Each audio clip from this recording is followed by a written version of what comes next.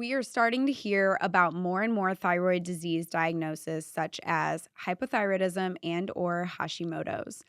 People are then told they need to take a medication for it for the rest of their life. Well, my guest today is here to talk about everything thyroid, diet, and nutrition and how to eventually stop taking that medication. Priscilla has a master's of science in nutritional sciences and is a registered dietitian nutritionist. She is the founder of Keto Girl Nutritionist, where she provides a holistic, mindful keto approach for women to be able to consistently lose 1 to 4 pounds a week, reverse their hypothyroidism and or Hashimoto's while getting off their medication. Today, Priscilla and I dive into why we're seeing these diagnoses more, what it is, and how to detect it early on, how your thyroid medication may not actually be good for you.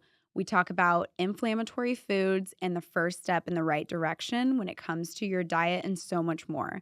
As someone who was also diagnosed with hypothyroid and Hashimoto's at the age of 27, I am so excited for this episode. And so with that, please welcome Priscilla Swahn to the show.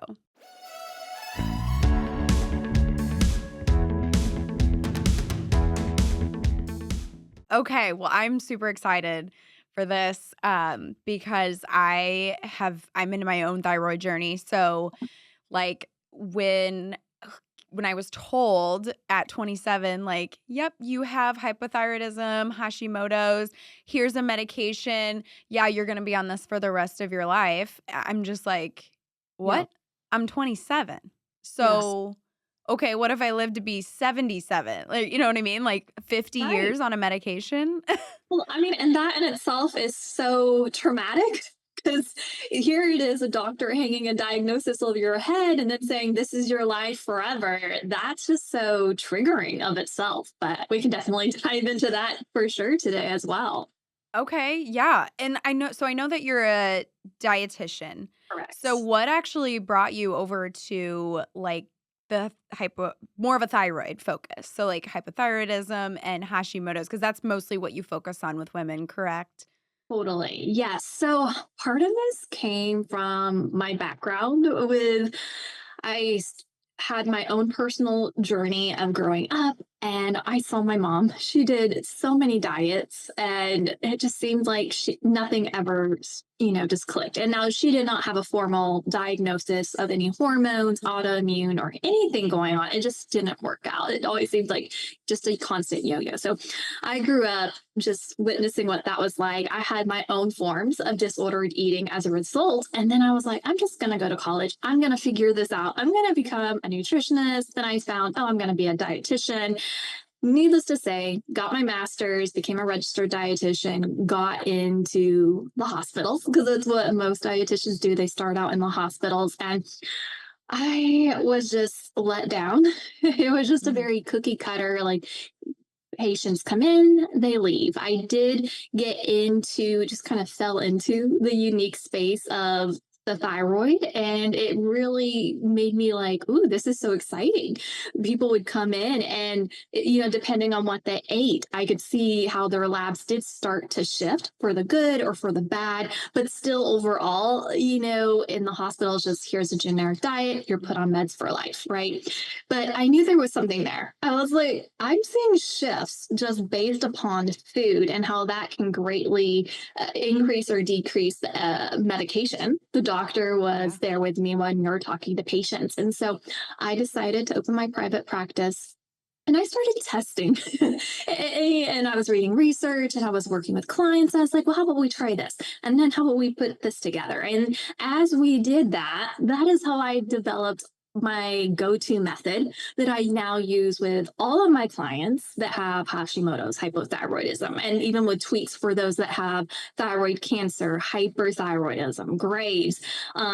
Because what was happening is they were finally losing weight, but they were also feeling better. They were seeing mental health improve. They were seeing that their skin was improving, body aches and pain that was going away. So it was beyond the scale. They were regaining their life back. And then they were Mhm. going back to their doctor. And then he was like, wow, your labs are improving. Even so much so, like the antibodies were going down. And then I had clients, then the doctors were just taking them off of it. And so that was just invigorating to me. I was like, this is my people. These Yeah. are the women I want to help. I don't want to just say, here's a diet, here's how to count macros. I want to help the one person that, in spite of all the diets out there, can't lose weight.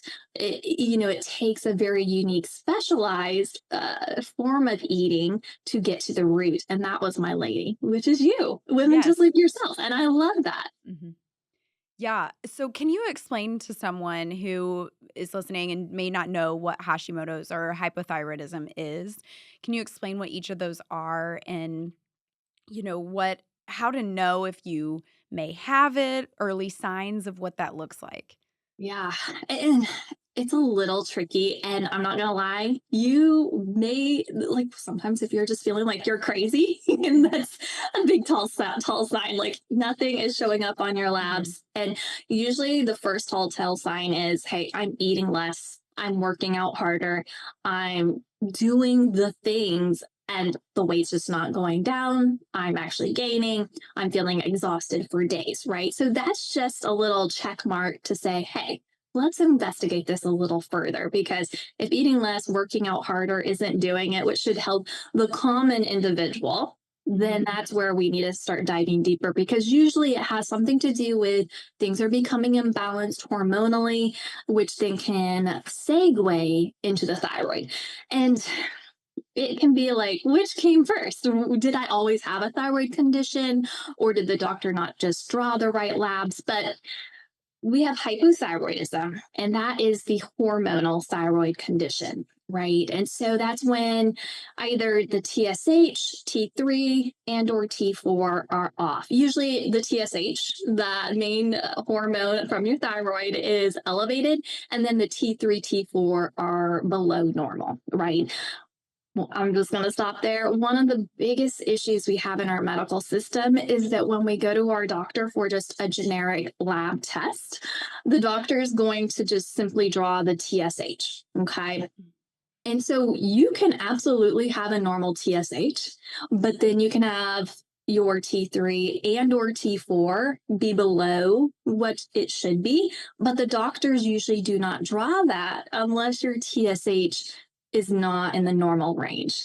And Mhm. so that's another huge area that we are seeing in our culture, where then you feel like, oh, well, what's wrong with me, right? Mhm. So advocating for yourself, learning to say, oh, these are the labs I need to have, not settling for no, finding a different doctor who at least will investigate it for you and draw it for you as just like, hey, this is a good baseline to know. That is so vitally important. Mhm. So that's hypothyroidism. And then we also have the autoimmune disease version of that, which is Hashimoto's. Now, the symptoms are very much so similar. As far as you might have high TSH, low T3, low T4, but on top of that, they have elevated antibodies. And so that makes you more predisposed as well, once you have one autoimmune disease, to have other autoimmune diseases. It's very common, I see, to have maybe something like lupus, rheumatoid arthritis. Those become prevalent. They pop up later. Once you have one, you can develop others. You're more predisposed. And something that I oftentimes see, as far as Hashimoto's goes, a lot of doctors aren't drawing that. Even if they know you have hypothyroidism, they don't draw the antibody test, which differentiates whether it's just a hormonal or an autoimmune condition. Because they often say, we treat them the same, because there's not a Ah, specific medication per se for your antibodies to bring that down. It's because all that was focused. my diagnosis too. They were like, "Well, you got hypothyroidism, you probably have Hashimoto's." So, interesting. And well, the research is there because what I'm often seeing nowadays is over 90% is what the research is showing. Women that are diagnosed with hypothyroidism also have Hashimoto's. Mhm. And that's a huge amount. And I have had clients Yeah. that came to me and they had their hypothyroid diagnosis for 10, 20 plus years. But then they finally drew that antibody test and they're like, oh my gosh, it's in the thousands. And as well, most doctors have a different sliding scale, like for what's normal, but let's just say, let's keep them under the 100, so in the thousands is crazy high. And the doctor, to kind of cover it up, just says, well, we treat it the same. And my response is knowledge is power and it's your health. You deserve Mhm. to know. And if you know, hey, I have an actual autoimmune disease, this goes back to I'm more predisposed to developing other autoimmune diseases, so I need to be on the lookout. I need to know how to be preventative. It's not just a hormone imbalance at this point, right? And so we're talking about the hypo and Hashis. Then on the other side, we have the hyperthyroidism, and then we have Graves. And with these ones, this one, I will say there are some minorities that might struggle with some weight gain. I've had some come to me saying I actually gain weight, but usually they struggle to put on weight. They're actually losing weight, but Mhm. they can have the opposite symptoms. They can feel wired. They might have more anxiety, kind of shortness of breath because we're hyper. We're Yeah. like on the go and they're more wired at night. Versus with the hypo and Hashis, you might feel more sluggish, lethargic, exhausted all the time, a lot of body aches and pains, which can kind of go from side to side. Both can have that inflammation aspect. Mhm. Um, and then we also have the Graves, which is the autoimmune part of hyperthyroidism. And sometimes they can overlap, right? Some people might have first the Graves, and then they might develop the Hashimoto's. And so they Mhm. kind of can swing back and forth as a pendulum, depending on your body, the stress that's going on in your life. So yeah, a nice, fun Yeah. little brief overview of what to look for. No, that's great. And so, and I'm going to ask you too. Are you noticing that a lot more people are being diagnosed with this than before, or are we just now hearing about it more? I don't. What is your take on Yes that? and no, right? I Okay. think people are becoming more informed Hmm. and they are representing themselves more. I have a lot of people on my social media that come to me saying, I resonate with everything you're saying. But I will say, yes, I think we are seeing it more. Partly is maybe environmental toxins and just our food, more processed. So, and then of course, there's genetics as well that maybe we didn't know about it in our family history and it wasn't tracked. And now we're just finding out now as a result. Hmm. So, one thing that I love actually about, and what drew me to you in the first place when I came across your social media, was that you focus a lot on reversing the disease and then Mhm. helping your clients get off the medication, which I know of functional doctors that do this work Yeah, that don't talk about getting their clients off meds. So I was really drawn to that about you. So if you can kind of walk us through the process of how you eventually can get your clients off of medication, but then also if there's anyone that may not be able to do that. absolutely. Great question. And so, first off, I always say if you have a functioning thyroid, even a little bit, you can absolutely reduce, get off medication. And, the individuals that cannot, let's just address those, are individuals that have thyroid cancer, or they've gone through the radiation and it's just non existent, right? Or your thyroid's removed. You have to be on the thyroid stimulating hormone as a result. Mhm. However, these individuals can still benefit from following the same exact method as far as finally seeing weight loss and improving their symptoms, getting rid of the body aches and pains, brain fog, exhaustion. So that's the beautiful aspect. You can still take that sense of control there. And so the way that I work with individuals is yes, everyone I always say comes to lose weight because that's like the burning pain point is I'm just exhausted of Mm. just feeling like I'm losing myself and how you're feeling overall. It can feel like you're becoming a different person, essentially. But the reason why they stay is because of that transformation. Yes, they're losing the weight, but they're feeling great. And then it's exciting going back to the doctor and they're seeing it, living proof that their numbers are changing, the doctor's reducing it. And so then that just validates I'm in the right place, I'm taking care of my body. And so, how I work with my clients is I have a 4 phased thyroid healing journey that is set up for them to really follow them through the stages of completely reversing it, putting it into remission. And so the first phase is all about hey, we do need to reset the gut health. We have to get to the root of the exhaustion, the fatigue going on. So we really identify the 3 root issues that I've identified as insulin resistance, inflammation, and adrenal fatigue.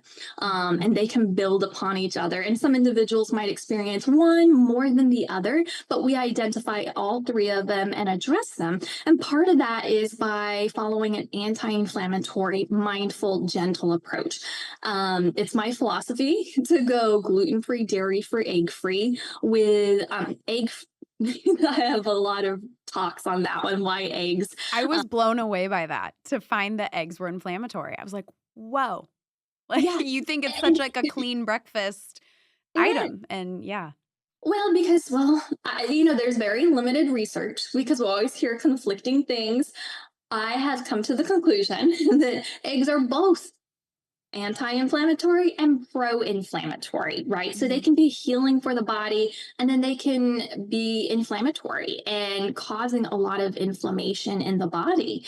And so I have found that eggs, when it comes to hypothyroidism and Hashimoto's, are inflammatory.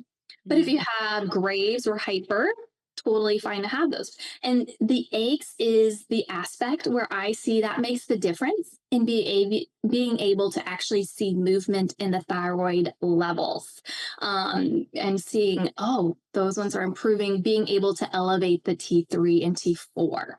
Mm. And so that's part of the philosophy we take is like, okay, let's be anti inflammatory until we start seeing, hey, our symptoms are improving. We're starting to see weight loss. All right. So that's the first goal is getting through phase 1, just addressing that, alleviating the inflammation, starting to be in tune with your body, eating mindfully, actually having a breakfast, lunch, and dinner, taking it gentle with workouts because we really want to heal the stress in our body and not overdo it. Mhm. And then that leads us into phase 2, where, okay, we've hit those goals. Now we want to keep it going. We want to now address the metabolism and keep that boosted. And so part of that is implementing, okay, some gentle exercises, some intermittent fasting. And now, when I say fasting, because there's a lot of controversy on fasting, right? We might hear, Mhm. oh, that's very stressful for the thyroid. And we have to get away from the mindset of the extreme because I think we've been so programmed in our culture, and especially with living with a thyroid condition, we got to take it all the way. We got Mhm. to, work out every day. We got to fast every day. We got to eat 1,200 calories or less every day. We've pushed our body too much into stress. And now we're getting back to that the gray place, Mhm. the not extreme, finding balance. And so intermittent fasting, just 1 to 3 times a week, testing it out, seeing if your body favors it, listening to the cues it's giving you, letting it, the idea of fasting is just giving a break to your body, letting it fully be able to digest food and burn fat. And then also just knowing, hey, we can have some higher carb days. That actually helps with boosting the metabolism. It builds in sustainability. So the goal of phase 2 is consistent weight loss, not plateauing, hitting that brick wall that I see too often with women with a thyroid condition. Like, yeah, it worked at first, but then it just stops. We Mhm. get past that in phase two, and they see, hey, my symptoms are improving, even more symptoms are getting better. And then finally, they revisit their doctor, and this is when they have their thyroid levels redrawn. And that's when we start to see the shifting and saying, okay, things are happening. Like, hey, maybe if your labs were out of whack before, our goal now is just to normalize them on your current dosage. Next, maybe we'll go back in 6 or 8 weeks. The next goal is to see, okay, now your labs might be hyper or, right? So then that's Mhm. when the doctor knows, hey, I got to reduce your labs, because too often people are like, I want to get off medications. Do I just take myself off medications? How does that work? How does my doctor know? They know how to reduce your medications. They just don't believe it's possible. But when you actually get to the root and they see that your labs are moving in directions, they have to do their doctor duty, right? Mhm. And reduce it, because they know the evidence is there and they want to do right by you. So I always say you don't have to worry about telling them to take you off or reduce your meds. They're going to do that for you. You just have to put in the hard work of listening to your body and finding that balance and listening to the cues in your body, which we put a lot of emphasis on. Mhm. And so ultimately, the goal of that phase two is, okay, your doctor reduces your meds now for the first time, which is so exciting. And then that leads us into phase three, and that's our food reintroduction phase. We've seen a lot of healing with the inflammation. We're healing our gut, the lining. And now we start to test out, hey, how can I do reintroducing some dairy or gluten, eggs? How often can I have that? How much can I have that while still feeling great, still seeing consistent weight loss? And then, hey, going back, revisiting your doctor, and he's still reducing your medication. And so that's the fun place in phase three, is putting it all together, finding your rhythm, the fasting, the working out, how to travel, live your life. And ultimately, that's where you hit your goals. You might Mhm. hang out in phase three for a while. It's where you finally hit your goal weight. You still maintain your great symptoms, and the doctor takes you off your medication. And then lastly, there's phase four, maintenance. We want to just maintain that. We want to live our best life. What does that look like? Maybe more higher carb days, maybe less fasting. How do you navigate going on vacation, coming back, still being off your medication, still listening to your body cues during all of that, and getting, back to your doctor and saying, hey, labs are still great. I'm doing great. And still, there is that essence of having those check ins always with yourself. Mhm. And putting it into remission doesn't mean you can just forget about it. You are now your greatest provider at this point, and you Mhm. have to maintain those skills. But it's a skill that is practiced, and it starts to become second nature, which is the exciting part. Yeah, that sounds incredible. That the whole program, the 4 phases, and to just letting people know that you can't just jump to the finish line. It's a process. Yeah. Yeah, I used to have it be like, hey, in month one or month three, we want to be here. And then I realized, no, everyone has their own journey. Everyone has had their diagnosis maybe longer or shorter, Mhm. has more weight to lose, less weight to lose, no weight to lose. So the speed of going through the phases is at your own pace. It's not a race, because the sooner you get to the finish line isn't about, okay, you actually want to hit your goals, right? Mhm. So that is the cool part. That's why we adjusted it to being in the phases versus a timeline. Yeah. So you actually made a post not long ago about I think it was 7 worst medications that you can be on for your thyroid and for various reasons. Mhm. So I was wondering if you could go in on that a little bit because I was blown away to see the medication that I actually take on there and I was like, "Whoa, I had no idea about this." Totally. And that's the hard part, especially in the US. We oftentimes do not label the filler ingredients. So we might just say, hey, there's a filler, but we're not explicitly clear on that. Now, your pharmacist should know, but not often does the doctor know. So Mhm. sometimes it's also collaborating with the pharmacist. If you can just say, hey, does my medication have this? And also, sometimes these fillers, like some individuals, like for instance, you're in my program and you've taken out gluten, dairy, and eggs. You might be feeling great and better than before, but then you might notice, why do I still feel inflamed? There's still something there nagging Mhm. at me, and I don't know what. And so that's when I like to dive into, well, maybe it could be your medication. Like, yes, our goal is to get off medication, but we still got to be on it until we get there. And then for people that have to be on it, that have had their thyroid removed, they want to be on the best type of medication, right? And Mhm. so the seven that I have, so I have first the T4, and these again are fillers. And the main fillers that I see are that I'm going to cover are the ones that either have gluten and or lactose dairy in them. And some of them even have corn, which I didn't cover extensively, and others even have dyes. So if you know, hey, corn for me is inflammatory, just Mhm. know that it's an allergen. Well, then knowing that is important. But the ones in T4, we have levothyroxine that has both gluten and lactose. And then we have synthroid and unithroid that are lactose. So levothyroxine, that was the Yeah. craziest thing for me finding that out. I mean, you would never think to that your medication would have that filler in it. And then for me, I knew that I could not do gluten before even being Yeah. diagnosed with any thyroid disease whatsoever. I actually stopped eating gluten roughly 7 years ago Okay. and was diagnosed only 3 years ago. So to find out that gluten is not great for people with thyroid disease, I was like, "Oh, okay. I guess my body just already knew that." Totally. But then finding this out about levothyroxine, I was like, "Oh my gosh."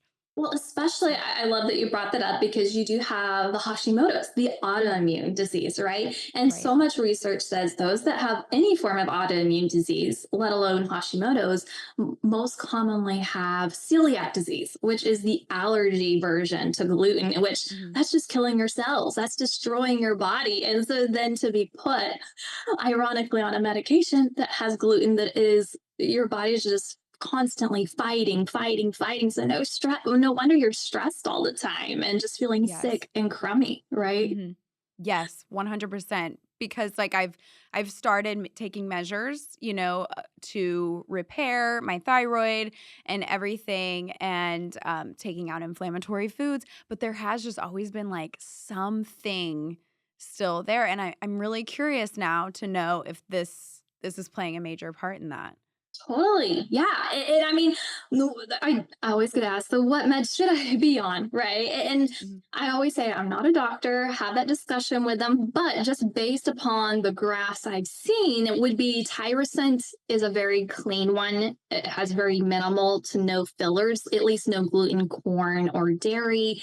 And then another T4 one is Levoxyl that does have some dyes, but it doesn't have any of the gluten, corn, or dairy in it. And so some Mhm. individuals say, hey, they do much better on those medications as a result for the T4. Now, for the T3, all of these, the remaining four have lactose in it. So no gluten in these ones, but still lactose I have found to be super inflammatory. And we have nature thyroid, which actually is a very common one that even functional medicine doctors I see put individuals on. We have NP thyroid. It's usually touted as a really good, clean one. And then we have WP thyroid and then cytomel. Okay. And so the amount of lactose in each of these, I don't have that, but they at least have been shown to Mhm. have this in them. And really, the cleanest one of T3 I've seen is Armor. And that one has been noted to have some corn, but it's a little harder to find some clean ones. Yeah.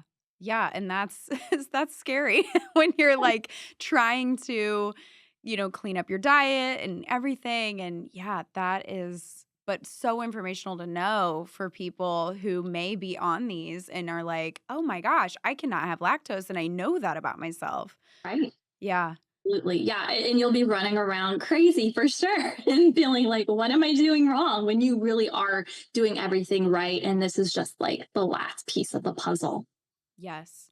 So, I wanna transfer over a little bit into something a little slightly different, but to do still with thyroid and I think just the whole of hormones and everything is hormonal acne. Mhm. Um, and I wanted to bring this up to you to see your take on it because I recently was upped in dosage at the beginning of this year, and I've gotten, breakouts here and there in the hormonal areas of my face, but never in like a super intense way. Yeah. And so as my dose was upped, I Mm. just got this crazy amount of hormonal acne. I mean, like neck, chin, and or in jawline. And so when I brought this up to my doctor, I was like, "Hey, I know we just upped my dose, and but I just wanted to bring this up to you that I'm 30 years old and I have the worst acne of my life." And so, what is this because of that, or is it something else maybe? And her response was just that some women experience this like surge of hormonal acne around the age of 30 or like it later Right. on in their adult life. And I'm like, oh, well, that I don't know. It just didn't really add up to me. So I wanted to bring it up to you and see your take on that. Right, absolutely. And I mean, it's kind of like saying women just, their metabolism slows down as they get older, or, it's just a fact of getting older as aging, right? Mhm. And I always say, anytime I hear something going on like that, and then just someone gives a response to like that, I'm just like, that's just being lazy. It's you Yeah. not getting to the root and identifying, hey, what's going on, having that Mhm. active partner. So I just want to validate you on that. Thank you. And so, more so, what's going on? I mean, that makes more sense because you were on the levothyroxine, right? Yes, and still Eh, am. Still Okay. am as of right now, yeah. Yeah. So, but And not that for long now that I know this. totally. Yes. Well, the thing with dairy, I see hormonal acne really contributing to the hormonal acne. And skin issues, hair issues, nail issues are a huge problem, first of all, with women with a thyroid condition, Mhm. because it's an inflammation problem. And when we have inflammation, first of all, that's going on in our gut, that prevents a lot of nutrients not being able to get absorbed. That's where that all happens in the digestion, the absorption, and the intestines and all that good stuff. But that inflammation can prevent that. So then our bodies just become less nutrient rich. And we start to see that in the hair, nails, skin, hair loss, and then also hormonal acne as well. That's a huge one from dairy. And part of that has to do with the fact that it has something called insulin growth factor. It's a hormone, but women that have hormonal imbalances and even autoimmune diseases, that Mhm. can really just set you on fire, inflammation wise. And it's even in things like goat cheese and feta cheese, goat milk. So it's in anything that's a dairy product. And so as soon as my clients and members eliminate their dairy, like literally in a month, they're like, I'm glistening now. My Wow. skin is so much better now. And that's just, it's not like you have to do that forever, but it's a detox. Your body has to get rid of the dairy. It now Mhm. has to absorb all the nutrient rich foods that your body is nurturing it with. So now your body's getting all of that good stuff. And now you're taking care of it. But it has a lot to do with that insulin growth factor. Wow, okay. And I have heard that about dairy quite a bit, Mhm. and it's just, like, never clicked that that was what it was, just because I've been able to stomach dairy. It didn't show up on my food sensitivity test at all, and so it's wild that someone can get those results, but Mhm. it's still affecting your body. Totally. And I know you brought up the food sensitivity test Mhm. and allergy test. Those ones are 100% super accurate.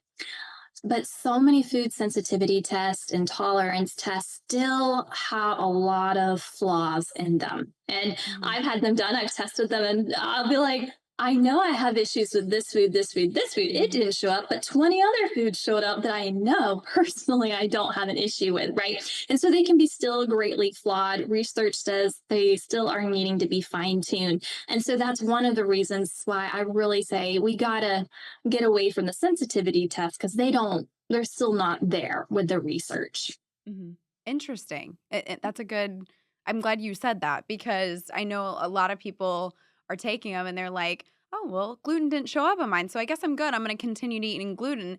Yeah, And, for me, as someone that's been going through this process, I can almost look at somebody and detect, like, you are inflamed, mhm, and because I've been detecting it in myself for years now. And so, totally. yeah, I'm glad you said that.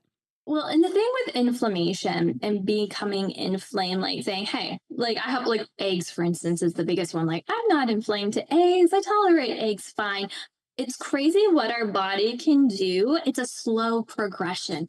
Our body adapts. It's kind of like stress. Oh, I'm not stressed. I'm fine. I'm fine until it's extremely bad. Right. Mhm. And so that's how it is with inflammation. We just get used to it. We adapt to it as the new norm until we actually remove it. And then we realize, oh my gosh, this is what I've been missing. This is how much my body was inflamed just 2 weeks ago. And now I'm like feeling on cloud 10. And so just knowing that, hey, it might not be an accurate depiction until you test it out. Mhm. Do you have anything that any advice that you could give to young women, maybe in their 20s, someone who hasn't been diagnosed with this yet, but maybe has it in their family or is just wanting to be cautious of their thyroid health? Do you have Yeah, any advice that you could give them on ways to improve their health at the age that they're at so they don't end up being diagnosed with it down the road? totally. So, I mean, first of all, being your own advocate and being confident in that, like when it comes to doctor visits and saying, hey, if it is a family issue, I need to know these are the right tests that I need to advocate for myself and knowing when I need to leave a doctor for a new doctor. That's the Mhm. first part. And then the second part is, noting, okay, am I still feeling great? How is my mood? How is my weight when I'm being healthy? Am I working out? No brain fog, and just making these main pain points and putting them down as potential future symptoms to be on the lookout for, Mhm. to see, oh, am I starting to feel that? And then with that in mind, always just checking in with yourself and then still trying to eat a balanced anti-inflammatory diet. It's not like you Mhm. need to give up all gluten, all dairy, all eggs, go keto, but finding that balance of, hey, maybe this week I don't really need to eat dairy every day. Maybe I'll just have it on the weekend, or maybe I'll opt for a gluten-free bun when I go out this evening instead of just always filling your plate with always gluten and dairy every day, because that is such a huge part of our diet in Mhm. America. So finding those times where I can go without and having that moderation now. Mhm. And a part 2 to that question is I have a 15-year-old sister, and so I'm seeing, the high school age a lot and what they're up to, what they're doing, what they're eating and drinking, and it seems like a lot of our youth these days are just pounding caffeine Mhm. all day, every day. I mean, it blows my mind how much caffeine she takes in every day as a Yeah, 15-year-old. I'm like, I didn't think I even discovered caffeine until I was like 21, but right. it's wild to me. So I was wondering what your take is on that and what is a piece of advice that you could say to, a young woman, young man who is doing that to their bodies? Yeah, totally. So I would, give yourself, hey, 30 days, let me see how I do without caffeine for 30 days. Because Mm, I don't like to be all extreme, but it comes more from a personal journey. When I was in college and I was yeah. having so much coffee, so much tea, I visited my doctor and they're like, your heart is racing and it Mhm. is not in a good place. So you need to back off of all that coffee and tea, right? So we did like a 30-day detox. Not fun. But then coming out of that, the cool part was, oh, I just need to have my 1 cup of coffee, maybe a green tea in the afternoon. There is something to be said about just removing it and then putting it back in slowly and finding that harmony of, hey, maybe I'll go work out instead for some extra energy. Mhm. Uh, but yeah, just something Yeah. simple like that to just test it out and see, okay, what can I do when I come back to this? That's great. Yeah, you don't have to be extreme. Just do your own little experiment and you'll feel Exactly. much better in the end probably. Totally. Experimenting is how I got to where I was. Mhm. I love science, but I believe we are our own scientists, our own researchers, because we all have unique bodies. And sometimes being willing to go in with an open mind with healthy parameters, but noting, okay, maybe this is for me, maybe it's not. Let's test it out and see how it does. Yes, I like that a lot. Okay, so I know a large portion of your program is diet. Obviously, you're a dietitian, so that checks out. But what are some of your key points that you give your clients? So regarding diet, so obviously we talked about inflammatory foods, but is there something that people can take away from this on how to just even start adjusting your diet for someone with thyroid disease? Totally. Yeah. I always say if the thought of like just going gluten free, dairy free, going low carb, like all of that sounds overwhelming if you've been feeling like I'm not there mentally and physically. I just need baby steps, right? So sometimes the biggest baby step is let me just be a little more mindful this week. Let me take in how is my body? Am I present when I eat? Am I snacking all the time mindlessly? Am I there with my food? And am I doing night binges because I didn't eat all day? So just having those check ins, like an assessment week, and then Mhm. going from there and saying, you know what? I do feel a little bloated. I don't feel so great. Let me just go, and take gluten out this week, see how I feel. Maybe just for 3 days, see if it makes a difference, right? And so just giving yourself incremental steps like that can be huge. And then dying down some of the noise, like, hey, I have to do X, Y, and Z. I got to work out all the time. I got to track all my macros. Just put that away, take a break Mhm. from that, maybe walk, go meditate, do some yoga, something gentle. I just call it noise. That's going to interfere with you connecting back to the basics and starting to see healing right now. Mhm. Yeah, and it sounds like too, you almost have to be at the point of ready to make a commitment to yourself too, Yeah, of like, I don't feel good. I'm tired of not feeling good. So I'm gonna do this and get myself there. totally. I mean, I kid you not, literally everyone that comes to me is like, Priscilla, this is it. This is my last hope. Other than that, I'm just going to give up because what's the point? Nothing else has Yeah. worked. It's draining me dry. I already feel crummy. And then I put in all this work and it's exhausting, right? I have so many friends who may not have the diagnosis of a thyroid disease yet, or they just got it, or they're getting labs done. They're kind of like in the middle of it all, and it is like I feel for them because I've been where they are, and I still am at sometimes, and it is such like a I don't wanna say hope, but kinda like a hopeless feeling of like, "Oh my gosh, what is this just how I'm gonna feel? Like, is this 30? Yeah. Is this just my age? It's downhill from here," you know? Oh, And so, yeah, it is great that we have people out there like you that are making such a difference in people's lives in regards to thyroid health and hormones and everything that you have to do.